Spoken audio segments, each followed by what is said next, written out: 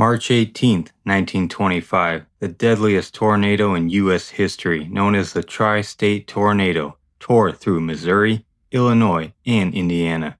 It carved a continuous path of approximately 219 miles, remaining on the ground for about 3.5 hours, an extraordinary duration.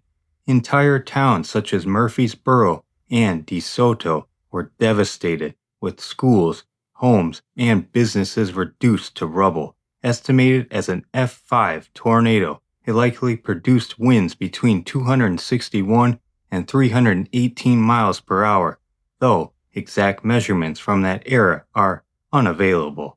The tornado claimed 695 lives and injured over 2,000 people, making it the most devastating tornado in American history, a record that still stands nearly a century later.